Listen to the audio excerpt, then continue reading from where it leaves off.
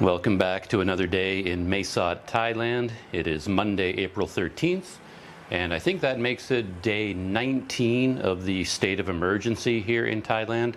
Though that number doesn't really mean a heck of a lot, but that's what it is, day 19.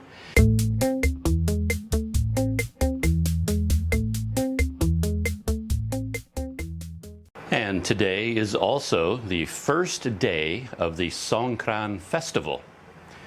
I should say the first day of the cancelled Songkran festival. So happy Songkran. The whole Songkran festival thing is kind of interesting because they can cancel the festivities, which is what they did. You know, no water fights, no big groups of people getting together to celebrate, and they're encouraging families to forego some of the, ceremonial rituals involved in this festival, such as young children paying respects to their elders, things like that. But even though they can cancel the festivities, the holiday itself can't be canceled. I mean, it is the Thai New Year holiday. It's the beginning of the new year based on the lunar calendar. So you can't cancel that, whatever you do, unless you can reach up like the magicians did on that TV show and stop the moon in its tracks, stop it from going around the earth. So unless you can do that, the lunar calendar is still going on. And today is, I think, the first day of the new year. I spent some time when I first woke up this morning on the internet, just sort of scanning a lot of the stories from around Thailand and around the world. So I've got a bunch of stories in my head about Thailand, and I thought I'd talk about those. I find I'm really interested in what's going on the big tourist islands like Phuket and Koh Phangan, Koh Tao, these places. Because what's happening there seems to be quite a bit more intense than what's happening in the rest of the country, just because of the nature of the population on those islands, the high numbers of tourists, and the fact that these islands are isolated. So I came across an article this morning about Phuket, and I think it was called Fortress Phuket, was the title of the article. It was on thetiger.com, and it was talking about the new stringent lockdown measures that came into effect there. I think they run from April 11th up until April 26th. So we're talking about a ban on all alcohol sales. And of course, before this, airports were closed, boats were canceled. I think there's a bridge that goes to Phuket, and I think they said something about how cargo trucks could still cross on that bridge, but nobody else can. So if you are on Phuket, I think you're pretty much stuck there, and there have been stories of hotels closing, and they also restricted travel within Phuket. Phuket has 17 sub-districts, and as of these new lockdown measures, you are not allowed to leave your sub-district. So they put up barricades and barriers, separating all these sub-districts, and you can't go from one to the other. You're still allowed to go outside, to go to shops, for essential purposes. You need to buy food, water, medicine, anything like that. You can go outside, but only within your sub-district. It made me think, do foreigners know where the dividing line is? I certainly wouldn't. If I was walking down a street, I wouldn't know when I accidentally, stepped from one into the next. So I guess you'd have to be careful if you're out walking around. I think the main roads have barricades, and people monitoring them, so you can't go past the barricade. But I imagine there are other areas, that are completely open, and you just don't know where the border is. So, yeah, you kind of just stay where you are and don't go wandering too far. And they also have roving health people going door to door and just sort of unannounced, knocking on your door and then checking on people and taking their temperature. And of course, if you have a high temperature, they're going to, whisk you off somewhere. I found this whole thing with the thermometers, the temperature guns, as I think of them, that you run into all over the place. They really take me by surprise. I haven't been outside very much, But over the last, 1 or 2 weeks, I have gone to Tesco and I've gone to 7-Eleven. And then, of course, as you walk up towards the front door, there's someone sitting on a chair there, a young woman or a young man, a clerk.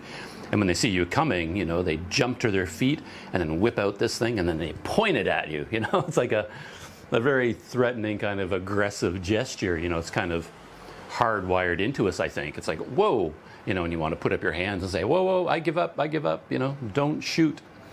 And then when you get closer to them, they take that gun and then literally just point it at the side of your head or at your forehead. And it's just such a weird thing to do. And on the news, on the internet, you see all these articles about, travel bans and restrictions, and they always have a picture of a bus or a truck or a car coming up to a checkpoint, and then you have this dramatic image of someone in a uniform standing next to the driver or the passenger side, and then they're like pointing this thermometer gun at the head of the person, driving the car or sitting in the chair. And it's just such a weird image. We of course associate that image with something else entirely. And I find when I have gone out on these, errand runs, and I approach one of these places where I know they're going to take my temperature, I'm thinking ahead. Call me crazy, but I'll try and make sure I approach the store on a wide open windy street so they get a nice cool breeze cooling me down, and I bring a serviette or a napkin in my pocket so that just before I get there, I can wipe my forehead because I'm sweating a lot. It's like 105, 110 degrees out there. It's hot. So me being a poor Canadian suffering in this heat, I'm sweating to death, and I'm worrying that, I don't have a fever, I'm not sick, but maybe I'm overheating, So I do everything I can to try and, cool my forehead down, like blowing on my forehead and waving at it. It just occurred to me I should probably bring my little hand fan with me, just to add that little bit of extra cooling. And if I find that I am feeling a little bit hot and sweaty, I'll stop and then I'll just stand there and wait for a couple of minutes just to let myself cool down before I take the final 20 steps to the front of the store, because I want that temperature gun to give me the clear go-ahead sign, And I wonder what would happen if that temperature reading came back as above whatever the acceptable level is. What happens? Do they blow a whistle? SWAT team comes swinging down from the rooftops, they put a hood over your head and then bundle you into an unmarked van and you're whisked off into quarantine, So I have this little burst of adrenaline coursing through me as I approach one of these thermometer guns that are now all over the country. And I wonder how accurate they are. I worry about that because I'm sure some of them are quite cheap, they're not high-grade medical instruments, so how accurate are they? Are the batteries powered fully? Maybe a low battery means it gives a false reading, So I keep thinking about that. It's like, well, I hope that's a good thermometer in good condition and that you checked it, you've calibrated it, because I do not want to get that temperature reading wrong. And even when I read that article about the public health workers on Phuket going door to door, doing these, surprise inspections and taking your temperature, I started thinking about, could that happen here? It easily could. Like I honestly have no idea how to check what is going on in Mae Sot or in Tak province where I am. I haven't been able to track down, a website in English that gives me updates on the policy for this province. But for all I know, there are roving health workers out there in Mae Sot, and a knock is going to come on my door. I'm usually sitting here in my room. I haven't shown it on the video, but I've got this huge set of windows over here that are really nice, let in a lot of light, give me a nice view of Mae Sot. But the sun in the morning is beating in through this. It's facing, the east, I guess. And the sun is coming in. This room gets very hot. I don't have air conditioning. Like, I couldn't tell you what the temperature is in here, but I'm sure it goes up to, 100 degrees, and I've got the fan going. But even so, when I'm sitting on the bed here on my laptop, I'm sweating a lot. I actually put down a bath towel on the bed and over the pillow, because if I sit down just on the bed and the pillow ends up drenched in sweat. So I've got a set of bath towels, that I put down on the pillows in the bed. I lay there, do my computer thing, and then, after a couple of hours, I've got to remove it and then lay it out to dry underneath the fan and put a fresh towel down, because they get soaking wet quite fast. Again, Canadian, not used to this heat, I'm a snow guy, deep down. Love the cool temperatures. I'm doing better these days with heat, it seems, but still, it's not my natural element, and I do a lot of sweating. So I'm worried, when that knock comes on the door, and if I go there and open it, I'll open the door, and there will be the public health worker, like a quick draw. All right, we're here to take your temperature. And then they'll measure my forehead, and maybe it'll come back as feverish, just because I'm sitting in such a hot room with practically a nuclear powered laptop on my lap. It's overheating, so it gets very hot, and I just get hot. So I was thinking that if there ever is a knock on the door, I'll just jump in the bathroom. I don't have hot water here. It's just a cold water shower, which I love. I love cold water showers. Anyway, before I go to the door, I plan on just taking a quick shower, just blasting my body with cold water, toweling off, and then I'll go to the door and open it, and all right, let's get that temperature, buddy. Because I do not want to know what happens when your temperature is above the maximum. I don't want that hood and being bundled off into a van. I'm joking about that, obviously. The hood and the van, that is not what goes on here in Thailand, I don't think. Another story is the situation, it's sort of an ongoing situation of Thai citizens who are stranded around the world. I'm Canadian citizens, and I'm kind of stranded here, but of course there are Thai citizens stranded in countries all around the world, just like me, and they're facing similar situations. There was a story this morning about a group of 34 Thai citizens who just returned to Thailand on a flight from Moscow. They were trapped in an airport there. I don't know how many days they were in the airport, or whether they ever managed to get out of the airport and into a hotel, or were they stuck in the airport this entire time. I don't really know. But eventually, they were put on a flight and they flew back to Thailand, 34 of them. And then they were all screened on arrival. And of course, they all have to go into 14-day quarantine. And 3 of them tested with a high fever. And that's all we know about them so far. And connected to that story are others that the authorities here in Thailand are preparing to receive all the other Thai citizens that may be returning in the future. So I saw an article that they're preparing, 3,500 hotel rooms for these people, setting them up as isolation quarantine sites, so that everyone who comes back can be in quarantine for 14 days. And this story does kind of puzzle me, because as far as I'm aware, there's a complete ban on incoming flights. It's still ongoing, and it goes until April 18th. So the officials are preparing for April 19th, I guess, when the ban will be lifted, if it's not extended. And then suddenly they might have flights, repatriation flights, bringing hundreds of Thai citizens back, and they're preparing for them, getting ready for them. But then, even though there is this ban on incoming flights, I keep seeing these articles like the one about the 34 people returning from Moscow. So if there's a total ban on flights into the country, how did that flight get in? And a few days ago, we had the flight coming from Indonesia, where over half of the people on the flight tested positive for the coronavirus.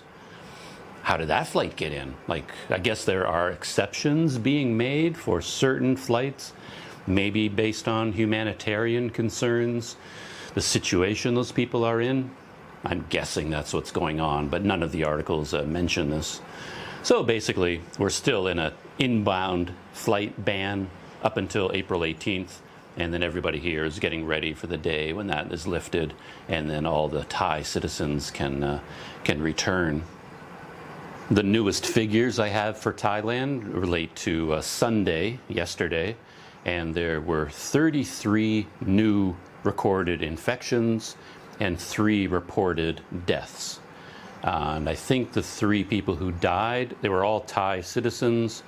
It was a 74-year-old Thai man, a Thai man in his 40s, maybe a 43, and then a 65-year-old Thai woman. In this case, though, there was no information about their health, what was their health condition, before they contracted the virus. The articles didn't have any information about that. As for stuff that relates to me directly, of course, the number one issue is one of visas, visa extensions, visa exemptions, and all that stuff. And to all of that, I have to give a resounding, no idea. I don't know. I don't know anything more today than I knew 3 days ago or 5 days ago. In fact, I probably know even less, because I found this forum online. It's actually quite a good forum. I believe it's called Thai Visa Info. It's a Facebook group. I'll put a link down in the description. It's run by and moderated, I think, by a guy named Todd Daniels, and he's making a strong effort to post accurate information and then reply to questions, in the comment threads. And it seems to be a good place to go to just get a sense of what is going on out there and hear individual stories from other people. And I think the very first post that I came across there kind of summed up the whole situation. He was announcing that, well, because the policy that was announced was worded in such a general and almost vague way, individual immigration offices are kind of interpreting it differently. So foreigners are reporting different experiences. They go to one immigration office to do something and they get told one story. Someone else goes to a different one and they get told a completely different story. And then there really doesn't seem to be like a central authority that you can appeal to. You basically have to do what your immigration office tells you. So it's a little bit of a roulette wheel. You spin the wheel for your immigration office and then you find out what the policy is for you at your office, And as I was going over a lot of this information, and even a few days ago, I started thinking about this, I started wondering what is going on in Western countries. I've been paying attention to all the Western tourists all over Southeast Asia. And of course, we're all hoping and continuing to hope that we get these automatic extensions, and people keep arguing that it only makes sense and they really should do this, and et cetera, et cetera. But it makes me wonder, what about the Thai citizens who are perhaps stranded in Canada? How is Canadian immigration treating them? And to be honest, I really don't know. My sense is that Canada would have a fairly firm national policy that everybody is following. You're not going to get different stories at different immigration offices. So I have faith in the Canadian bureaucracy, but I don't have faith that they're going to be so kind as to say, all the foreigners in Canada, here's, an extra 3 months. You can just stay in Canada until the crisis is over. I hope that's what's going on, but I honestly don't know. I did get a message from a friend of mine who's currently in Malaysia. He's from the UK, and he did some research, and he told me that in the UK, the policy there is that all the foreigners in the UK stranded on a tourist visa, they were just all given an automatic visa extension until May 31st. And I don't know when this came into effect. It might have come into effect, last month. So I think they just gave everyone a blanket 60-day extension, all of April, all of May, done deal. So yeah, I mean, that's great. I feel good about that, I'd like to see the Western governments kind of stepping up and helping people there. If I'm here hoping, that the governments of Southeast Asia help us. I hope that's the trend, throughout Western Europe and North America. But I honestly haven't found any official stories about that, not even any anecdotes. Though I haven't, really looked hard yet. I might do that today. Not much else to report on or talk about. I don't have a big YouTuber roundup. I'm still following everybody that I know about, people that are stranded in different countries, and I keep finding new ones all the time. Kind of a funny theme there that's developing is that a lot of foreigners who are, YouTubers, they don't have a whole lot of things to film at the moment. They can't go out and jump off waterfalls and go cliff diving and swim with whale sharks. They can't do all these things that they would normally be doing. And they're left with things like documenting their trip to Tesco or the local market in their country, So they basically go off on supply runs and they get their bags all ready and then they head off to the market, buy a bunch of stuff and then bring it back to their hotel room or their apartment or wherever they are. And then, of course, they put the bags down and then display all the food, that they got. And I talked the other day about me going to Tesco and buying some food. And then when I watch all these videos of these other foreigners and all the things they buy, my little pantry was just dying of shame, because these foreigners, they're walking out of these markets with bottles of wine and fresh cheeses from around the world and sashimi sauce and fresh vegetables and fruit and sauces and spices and all kinds of things. They're really, looking for good, tasty food, and then they're preparing all these things. In my poor pantry, which I didn't show. We're talking about cornflakes and milk and spaghetti and spaghetti sauce, and if I go crazy, some cheese, a bit of meat, and some eggs. Because people have been telling me I really should have protein in my diet just to bulk up my immune system in case the virus comes calling, and someone comes at me with that thermometer gun. So, yeah, instant coffee, creamer, this sort of thing. That kind of rounds out my pantry for the most part. So I feel very second-class citizen compared to all these other YouTubers. I haven't seen a lot of big adventures out there. The only big story to report, I guess, is from Itchy Boots. I told the beginning part of her story, but then I didn't spoil the rest of it. So maybe some of you have gone to see what happened to her. So I'll kind of spoil it now, that she did make it from that small town up in the Altiplano to Lima, and she managed to bring her beloved motorcycle with her.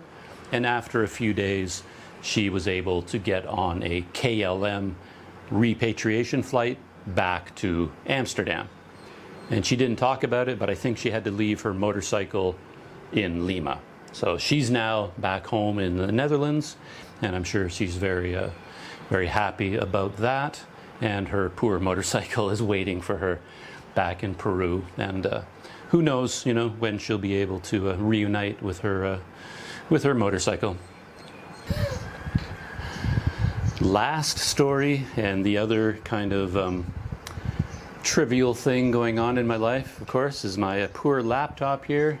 It's had so many problems over the last few months, and the two bigger problems have been developing, and I don't know if you can see it, but I've got the whole case held together here by tape, and that's because the hinge here has shattered the case itself, and the whole thing is split open. So if I don't hold it together with tape, when I open the lid, it actually splits the case open, and the power disconnects, and I lose the keyboard and I lose everything. So I have to keep reapplying this tape like every 2 or 3 days, just to keep it tightly shut. So that's what's going on there. And the bigger problem right now is that it is overheating, and this has been an ongoing problem with this laptop. You know, the fan is back here, and over time with this particular laptop and out here, you know, traveling around, you know, Myanmar and places like that, it's a lot of dust and dirt, and it's all being, you know, sucked inside. And eventually the fan gets so covered in gunk that it can't spin anymore. And I faced this once before, and I had to bring it into a shop in Malaysia. You know, they opened up the whole laptop, took out the fan. They tried to order a new one because they told me the fan was broken. But of course, you know, my life, they went online to look for this model, and they said, no, we can't get that fan anymore. It's completely out of stock. Nobody can get it. They don't make it anymore. But they worked on my fan for a while, you know, they blasted it with air and scraped everything off, and broke it down, and then lubricated it, put it all back together, and then the fan kicked in again. But it happened again, and the fan isn't really running anymore. Let's see if I can give you the sound of the fan.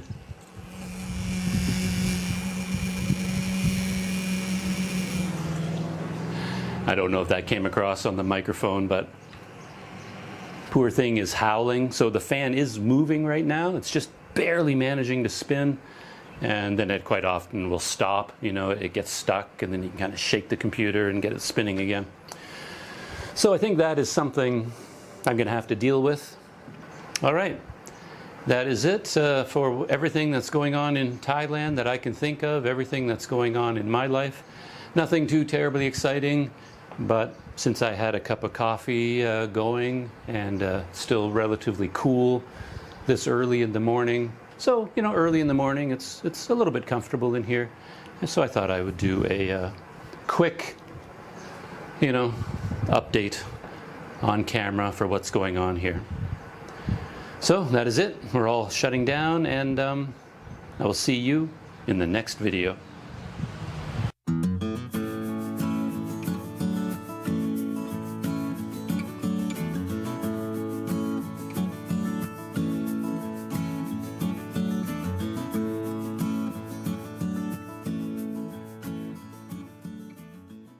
Another interesting article that I came across that kind of gives a different perspective on what is going on, perhaps.